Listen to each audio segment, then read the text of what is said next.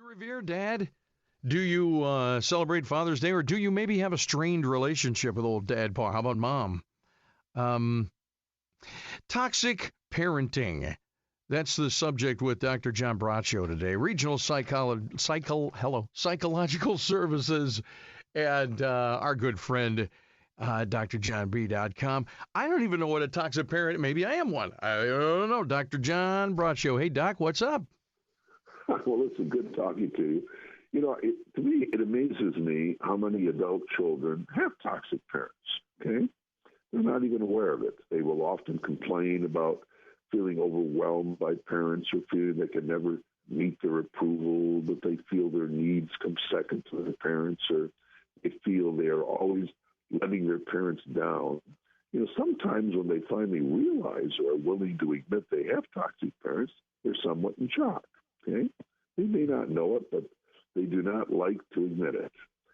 They have conditioned themselves to do what the toxic parent wants. Now, the toxic parent typical examples are parents that are narcissistic, want control, they're critical of whatever you do, they lack boundaries, they play the victim, and you are in a situation where you can never get their approval.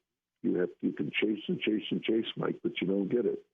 And because toxic parents know how to push your buttons, as they have created them over the years, it can be difficult to separate yourself from them and recognize you're not wrong when you have these feelings of never being able to satisfy them and having negative feelings about yourself as a result.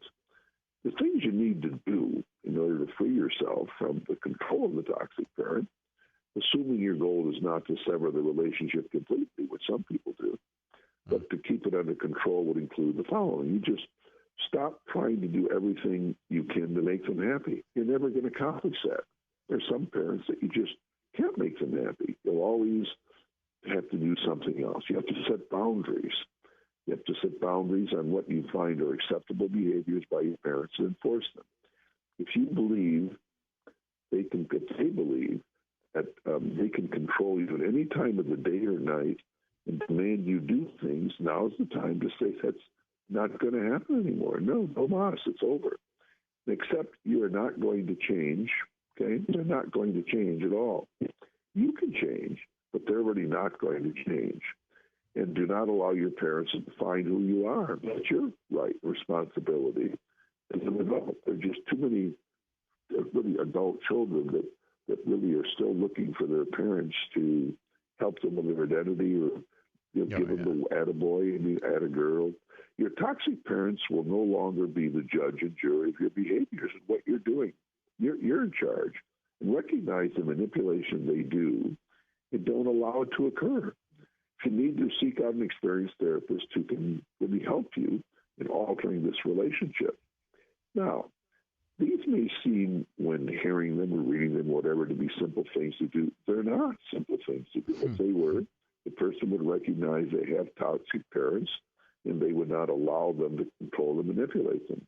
I mean, now is the time to just take a look at the relationship you have with your toxic parents and determine how healthy the relationship is from an emotional perspective.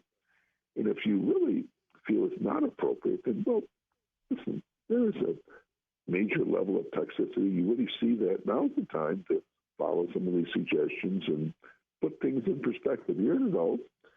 Your parents are adults. And there's nobody in that relationship that ought to be dominating and controlling the other, particularly the toxic parents. So if you have one, and Mike, there are a lot more out there than you might think that have control. They want to make sure you do what they want, and they're the tyranny of weakness. So I can't do this. I can't do this. I need you to do it for me. And it's control. Some are more blatant. Some are more subtle, the velvet glove, if you will, over the iron hand. Okay, so now it's just the time to take a look at the relationship with your parents and decide if it's toxic. That doesn't mean there aren't going to be relationships where there's arguing and disagreements, but no, we're talking about where the parent really is a very negative force in the child's adult life. And the child has been so conditioned, so trained, has come to believe all all these things about what they have to do with their lack of ability and this type thing, to the point that they lose their own identity, and they're not happy, they're not content, and there's more of this than you might think. So now's the time to take those shackles off and develop a real, an adult relationship with the parent, and have it be a good, healthy one for everyone involved. That is a tough time, man, that transition between when you're a parent having, your authority over your kids and you're teaching them and guiding them and all of that. And I mean, there comes that time where you got to recognize they're adults. And like I've said to my wife, it's hard. We're in that transition, and it's hard in the late teens, early 20s to look back, and you got to almost trust what you do have to trust the foundation you've given them, and then trust their own decisions, whether you like them or not. You got to say, well, we gave them the tools to make the right decisions. This is what they decided. This is what they figure. You kind of have to. That's a tough one to let go, boy. A lot of parents struggle with that, I think, don't they? That doesn't make them toxic. No, I think that's true. That's a little bit. We're talking about really controlling, manipulative, narcissistic persons that really still want to dominate and control the person.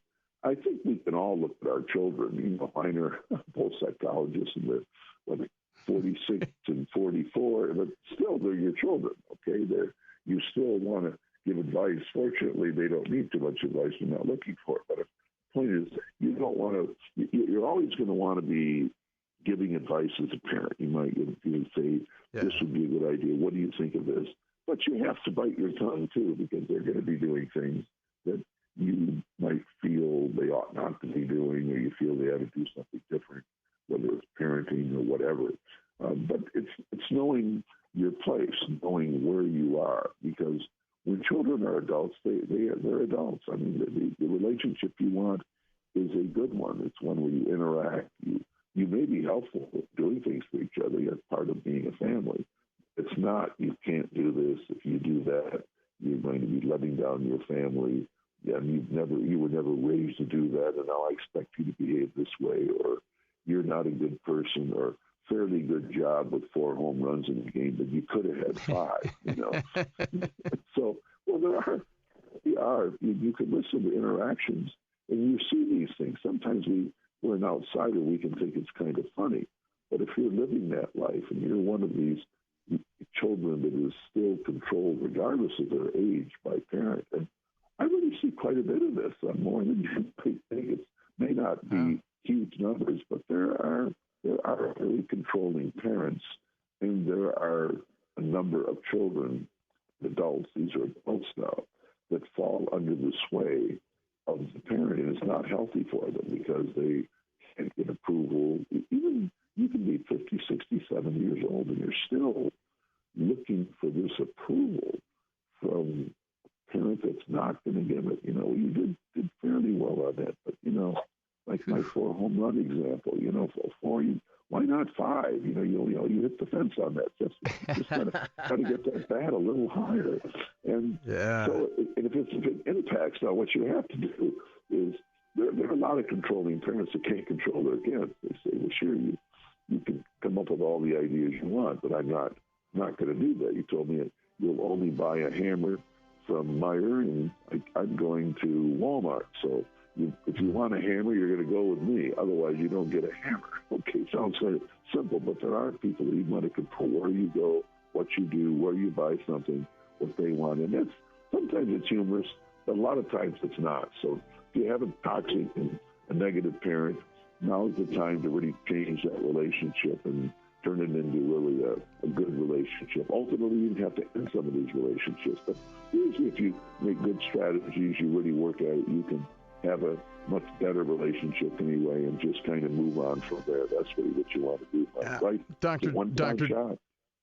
Dr. John Braccio, Regional Psychological Services, up on time again, Doc. It always comes up real fast. We appreciate your time, though. And, hey, we'll do it again next week. What do you say? Always a pleasure. Listen, have a wonderful Father's Day, my friend. And I'll talk to you too. You too. That's all right. The plan. Okay, bye-bye. See ya. 1320 WILS, your morning wake-up, back in a minute.